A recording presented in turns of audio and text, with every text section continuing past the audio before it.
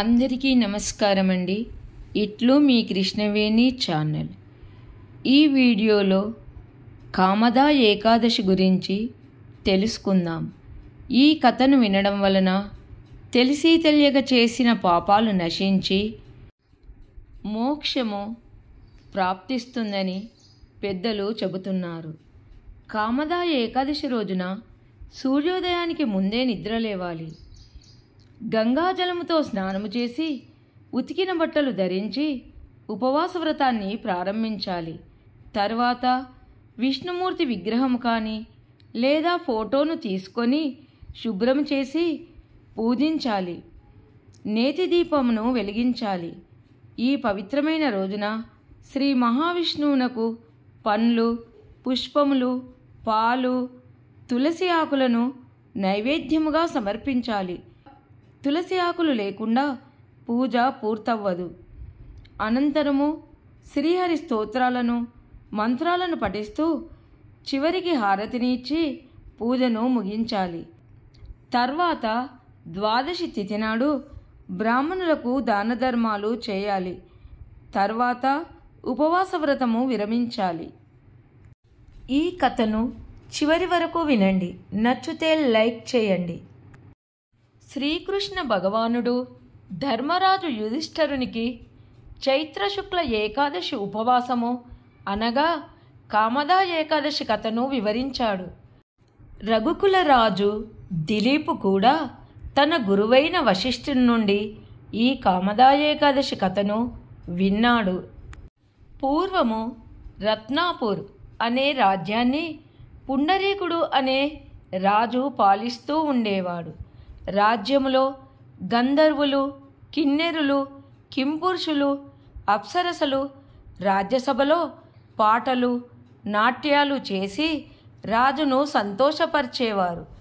ఒకానొక రోజు గంధర్వులలో లలిత అనే గంధర్వుడు తన భార్య లలితతో చాలా అన్యోన్యంగా ప్రేమగా ఉండేవాడు.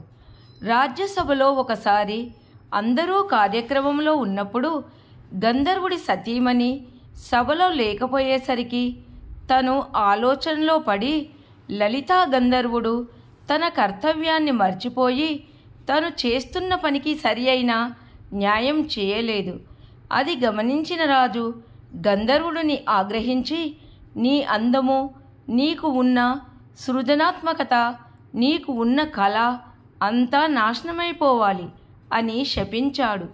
అప్పుడు ఆ గంధర్వుడు చూస్తుండగానే భయపడే ఆకారంలో మారిపోయాడు. అది తెలుసుకున్న గంధర్వుడి భార్య లలిత ఎంతో బాధపడి దుఃఖంతో భర్తను తీసుకొని అడవుల్లోకి పయనమయ్యింది. అలా వింధ్యాచల అడవుల్లో ప్రయాణిస్తూ ఉండగా శృంగి ఆశ్రమం ఒకటి కనబడుతుంది. అక్కడికి వెళ్ళిన లలిత శృంగి మహర్షితో తనకు జరిగిన కథ అంతయును చెప్పి తన బాధలు పోగొట్టడానికి ఏదైనా ఉపాయం చెప్పుమని ప్రాధేయపడింది. అప్పుడు శృంగి మహర్షి కామదా ఏకాదశి మహత్యాన్ని గురించి వివరించాడు.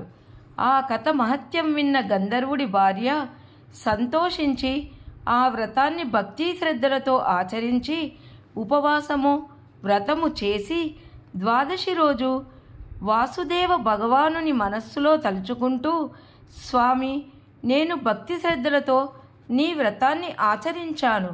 నా భర్తను మీరే ఏ విధంగానైనా కాపాడాలి అని మనసులో తలుచుకొని నమస్కరించి తన ప్రక్కనే ఉన్న భర్త వైపు చూడగా వింత ఆకారంలో ఉండే, చూస్తూనే భయపడే ఆకారంలో ఉన్న ఆ గంధర్వుడు తిరిగి తన పూర్వ ఆకారాన్ని పొందాడు. అలా ఇద్దరు చివరికి మోక్షం పొందారు.